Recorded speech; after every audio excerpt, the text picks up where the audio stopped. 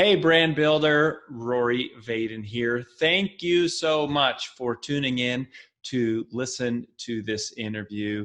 We are so excited to bring you this information and wanted to let you know that, hey, there's no sales pitch coming from anything that we do.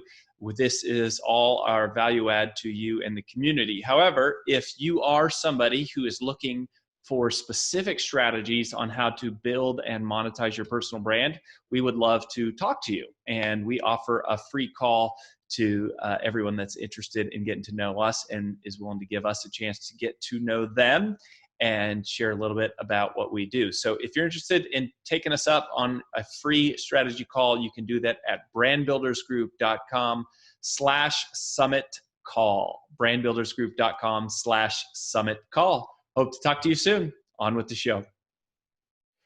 My day is just better when I look on my calendar and I see an appointment with Hal Elrod. I have grown to love this man, truly love him. And it's like John O'Leary. You heard me, I've interviewed John O'Leary before. These are two of like people that most inspire me in a profound way personally in terms of what they've overcome in their life, the attitude of which they've overcome it, and what Hal has been able to build in terms of a community is just inspiring, and it makes a difference in the world. Like, he is someone who is a mission-driven messenger. He's a classic example of what we're trying to help people become.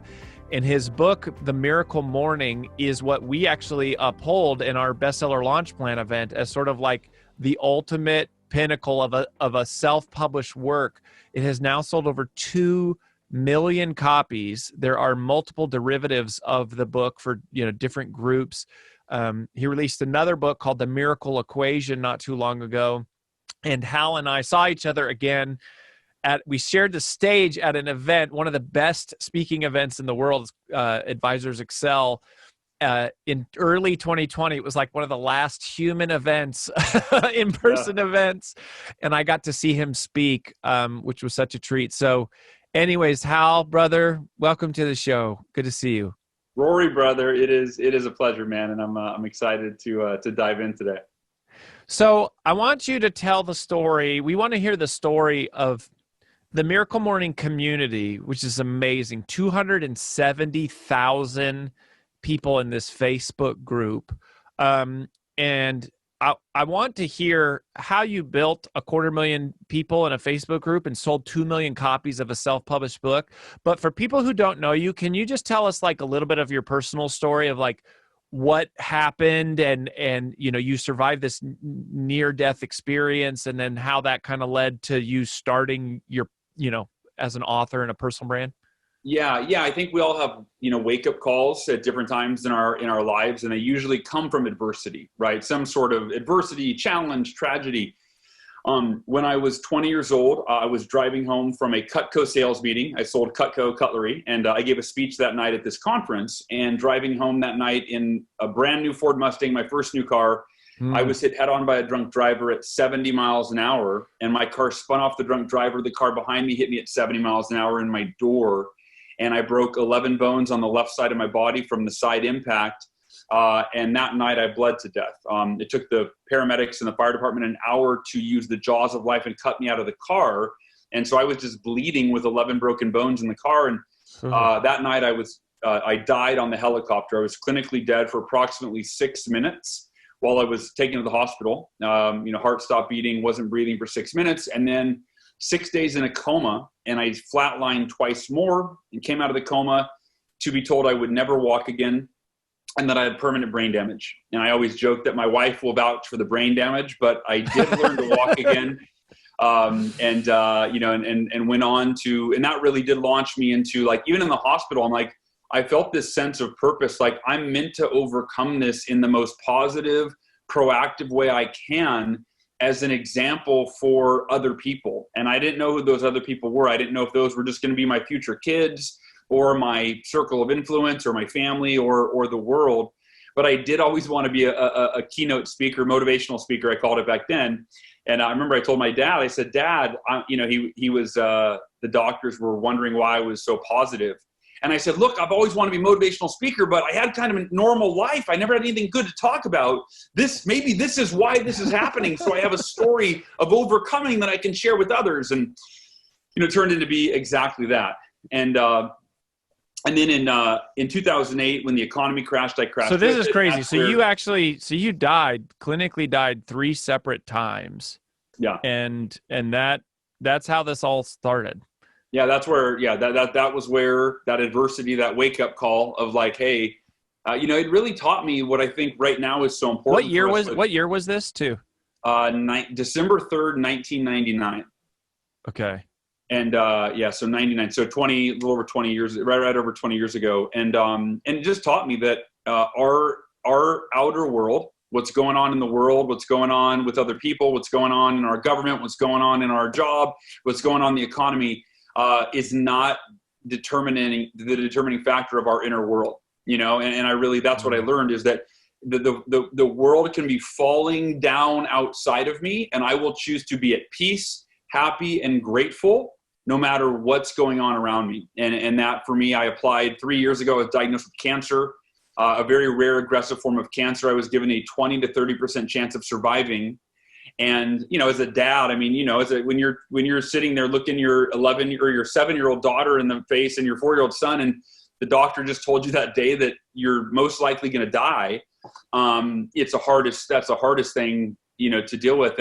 But I had the same decision the day I was diagnosed with cancer, and given those grim odds, I called my wife. She was out of town, and I had to tell her, and she was in tears. And I said, sweetie, I promise you one thing. I can't promise that I'll beat this, but I believe I will. I'll give it everything I have. But I said, I will promise you, I will be the happiest and the most grateful and the strongest I've ever been while we endure the most difficult time in our lives together. And it was by far the most difficult time, but I was, there's video of me, in pain and no hair and in chemo, but just genuinely like, I'm not letting my circumstances dictate my emotional well-being. And I think for all of us, we've been conditioned to think they're mutually exclusive. Like, oh, bad things happening in the world and in my life, I feel bad. Good things happen, I feel good. But, I think that the most important thing that we can adopt is it doesn't matter what's going on outside of me. I am always in control of what's going on inside of me. And from that place, we can find joy, happiness, motivation to create the circumstances that we want in our lives. Gosh, brother, that is just so powerful and meaningful and needed, in the world. So did the community start first, or did the book start? And did you try to traditionally publish, or did you just kind of go because basically, so Miracle Morning was the first book, Miracle Equations, the new book, but Miracle Morning is this story. And then it's also a morning routine and set of practices that you follow and help people to live this.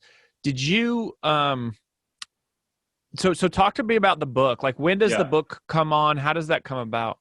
So Miracle Morning, it was never a book idea. It was in 2008 when the United States economy crashed. I kind of crashed with it. And after a 6-month downward spiral of losing over half of my clients, losing my, having to foreclose on my house, getting in, my body fat percentage tripled. I was in debt. I was depressed. I was kind of a mess.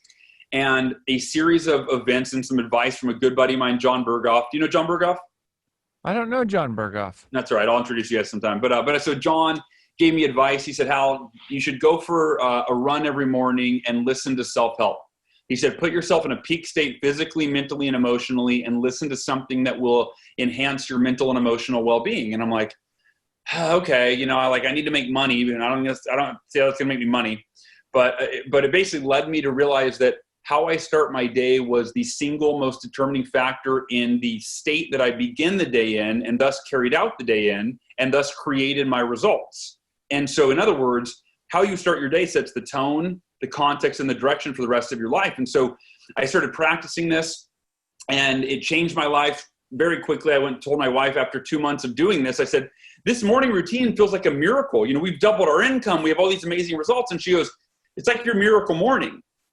And I go, yeah, I like that. And then that's when I started teaching it to people, my clients, and in speeches.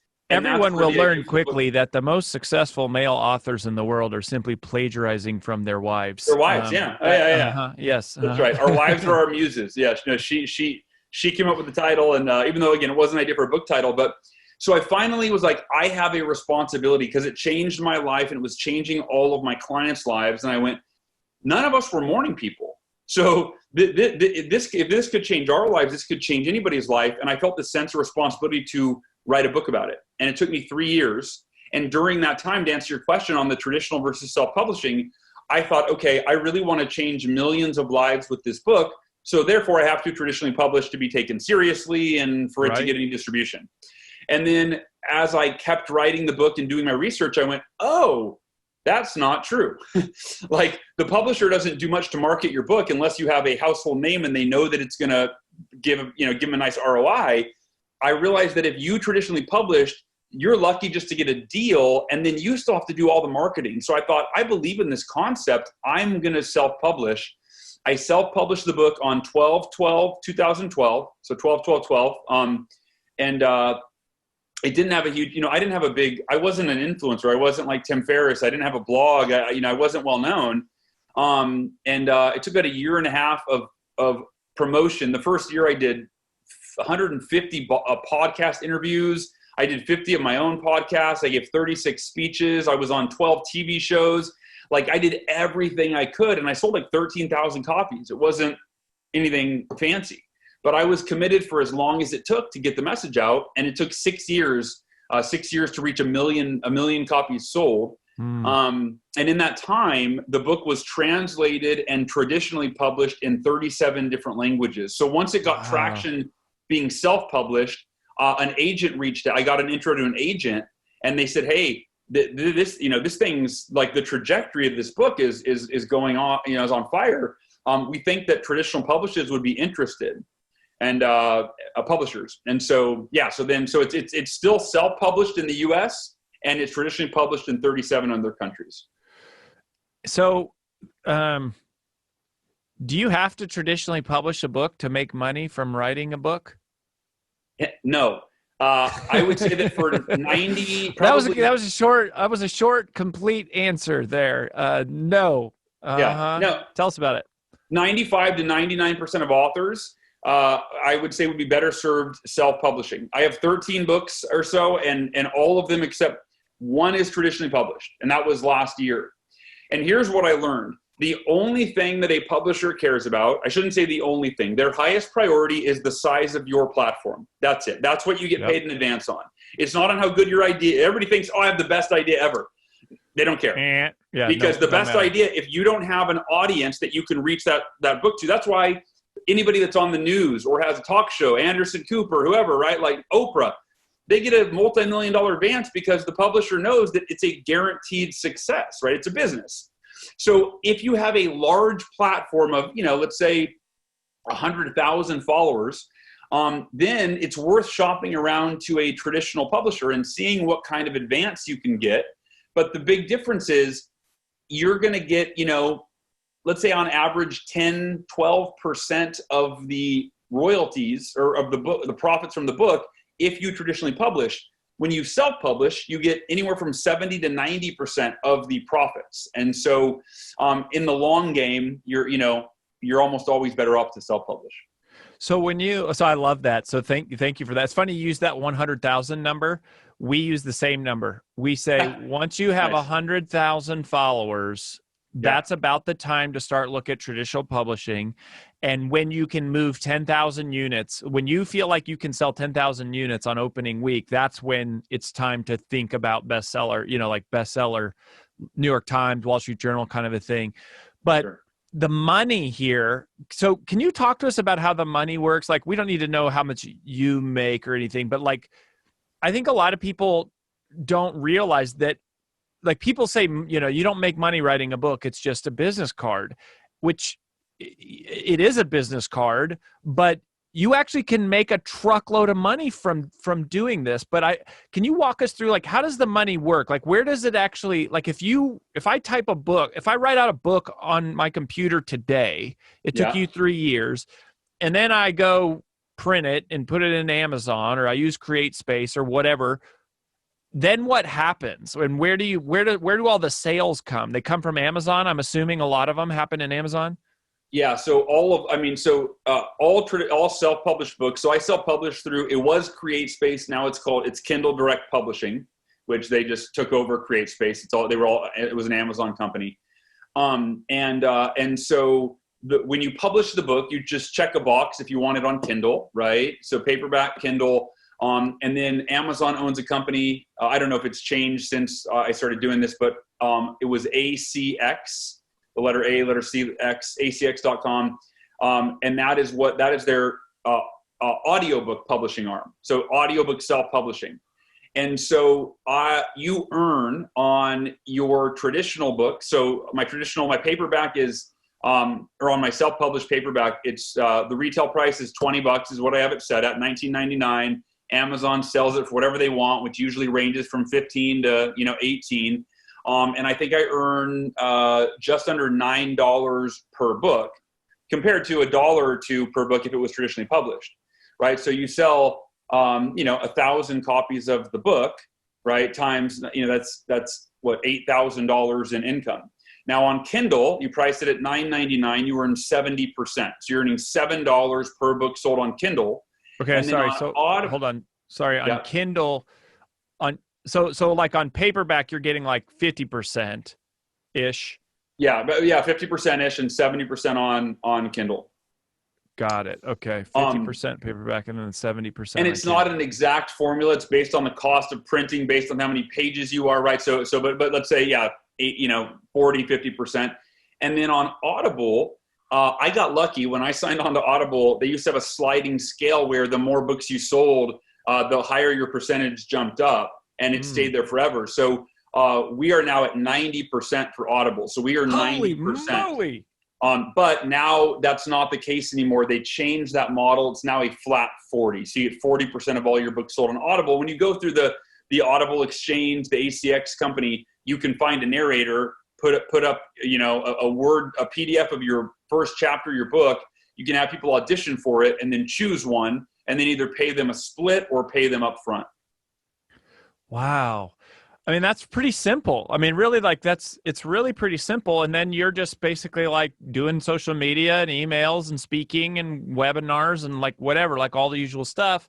People go to Amazon or Kindle or Audible, and then they buy books, and then you get what? You get a direct deposit in your bank account every month. A direct deposit every month, toward the end of the month. That's so cool. I mean, and 2 million copies is all in for paperback, Kindle, and audio? So 2 million copies, half of that roughly is self-published US, and the other half are those other 37 foreign publishers. So the other half are across the other countries, which, by the way, I think 1 million are in Brazil alone. That's been the biggest. I think we've sold more books in Brazil than in the United States. It went crazy there. Wow. That's so funny. I mean, it's random how that stuff happens. Oh, yeah. And then, so talk to us about the community. The community. Yeah. Like when did you start that? I mean, this is way before Facebook groups were like a strategy. I remember the first time we met, I can't remember. Maybe it was probably John Ruhlin who introduced us, or maybe actually, I think it was Peter Voogd actually who introduced us. Oh, was it really? And I think the first time you interviewed me, it was actually maybe in the community. I don't even know if you had a podcast back then. I don't know if that's right, but anyways, tell us, how did it start? Like, where did this come from? So it was an 11th hour deal where I had sent my almost finished manuscript for the Miracle Morning to a handful of my buddies. And I was like, hey, will you guys read this and give me feedback? And John Vroman was like, hey, have you thought about creating some sort of online group? And again, this was, 2011, right? Or 12. He said somewhere, he goes, it feels like this is going to be a lonely venture for a lot of people. Like if they're the only morning person in their family, they're by themselves. And if there's nobody to connect with and be held accountable to, and he goes, I could see them sliding backwards. I was like, oh, that's a great idea. He goes, I go, and so I started looking at like Kajabi. I'm like, maybe I'll create like an online, forum. And he said, dude, if I were you, I would just do Facebook groups. He goes, don't give people another place to log into. because they don't have that as a habit. You're trying to get them to create a new habit. If they're already on Facebook, they've got notifications built in. The functionality of the group is already, he goes, I wouldn't reinvent the wheel. I'd go to Facebook. And I'm like, yeah, great idea. So I started a Facebook group called the Miracle Morning Community with me, my mom, dad, John Broman, my sister, right? Like, a handful of us. And I put in the book, in the beginning, a special invitation. Join the Miracle Morning Community to get accountability and encouragement, swap smoothie recipes, learn new meditation routines, like whatever. And I was the only one in there. I would just check in every day and put quotes and memes and add value and write in there and this and that.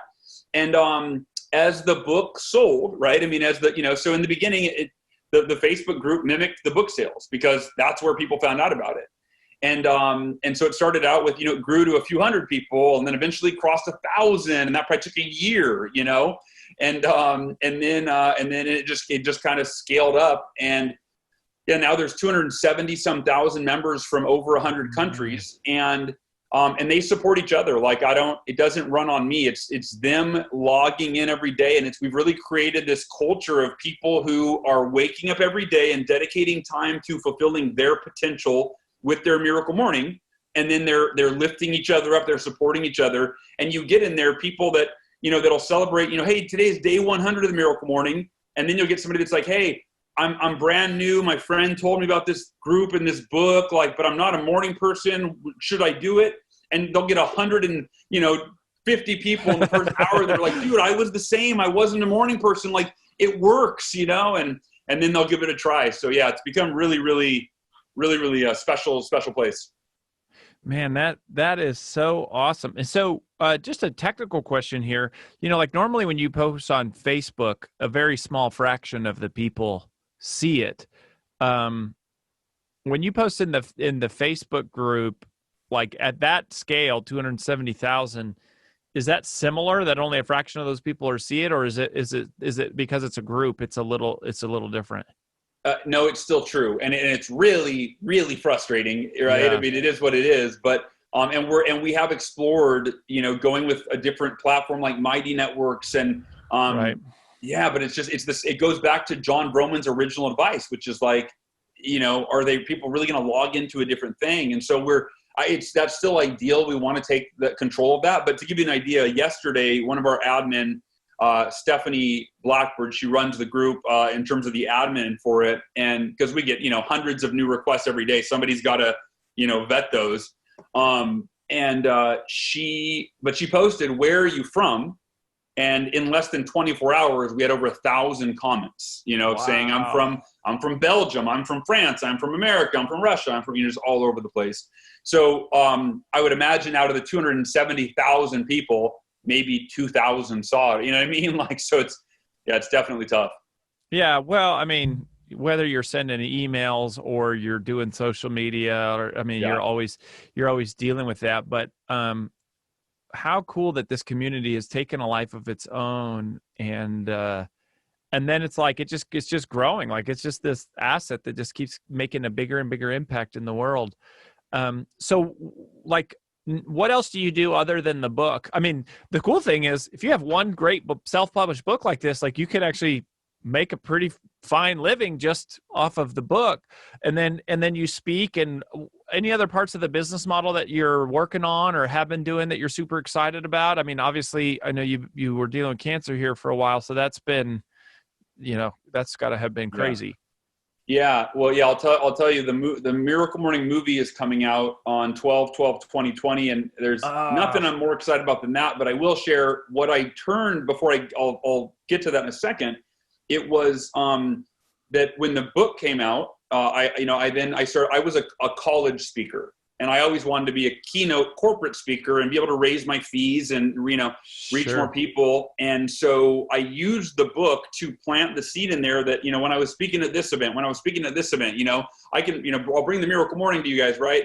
And so almost every speech I've given in the last 8 years is some leader that read the book and wanted me to bring it to their people, right? So my speaking career launched off of that. So that was the speaking career. And then we started doing live events every year.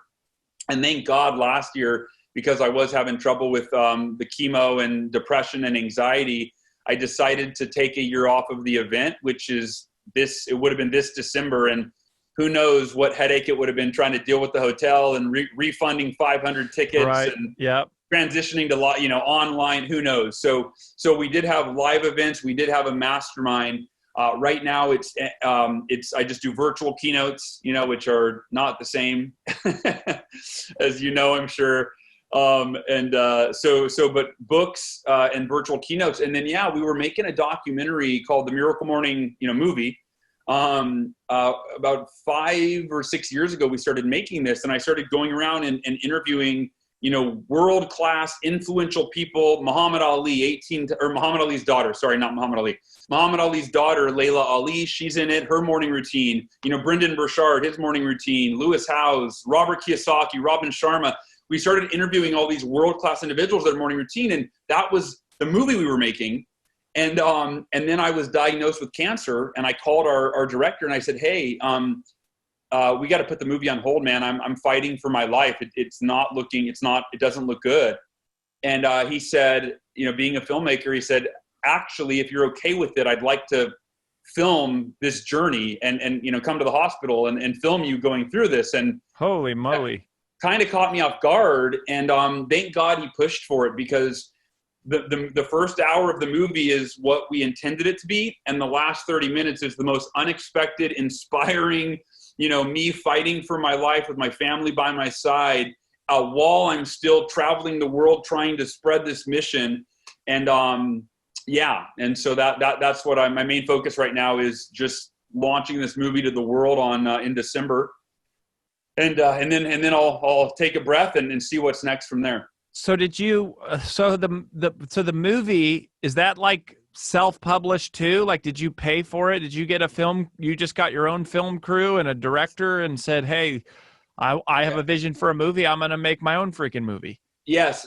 My buddy Nick Conadera is a director, and a few years, like 6 years ago, he was at my house for dinner. He said, "Dude, we should make a movie about the Miracle Morning," because he's in the Miracle Morning community and he does it himself. And he would see these people, this guy, Mike Eaton, posted how he lost 90 pounds 6 months after he started the Miracle Morning, and he had been obese his whole life, and he attributed to Miracle Morning. And so Nick goes, "Dude, we got to feature all these stories of people overcoming depression and starting businesses, and all thanks to the Miracle Morning." And I was like, "That's a great idea." I said, "But I don't even know what that looks like, dude." Like, right. Yeah. Where do you go? Yeah. Like, I don't even, talk to me later. And he kept bugging me about it. And like a few months later, he found the angle, and he called me and he said, "Hal, what's your mission in life?" And I said, "To elevate," or actually back then it was to change millions of lives one morning at a time. And I said, "Why?" He said, "What percentage of our society, you're trying to change the world, what percentage of our society reads self-help books?" And right away, I kind of got where he was going, and I went, like 1% maybe. He said, "What percentage watch movies?" And I went, "You're right. Whoa. If we're gonna reach the masses, it has to be in another format." And so that's when we started making the movie. And I funded it. We had a few producers, but for the most part, I funded 98% of it. And then I started just meeting people that became part of the team, that just kind of God put them in my life, and it was like perfect, That is amazing. Hal, buddy, you are amazing, and your life has been used for so much good, and it continues to be used for so much good. And I just, buddy, I'm so grateful for you. Where should people go if they want to connect to you? Obviously, you've got the Facebook group. Where else would you direct people to? Yeah, miraclemorning.com is the best hub. You can find all the books from there. You can join the community from there. You can join the email list. The movie isn't for sale yet. We're working on getting the site up and stuff so people can buy tickets for the world premiere, which is gonna be really cool. On 12/12/2020, we're doing the Miracle Morning movie experience, the world premiere.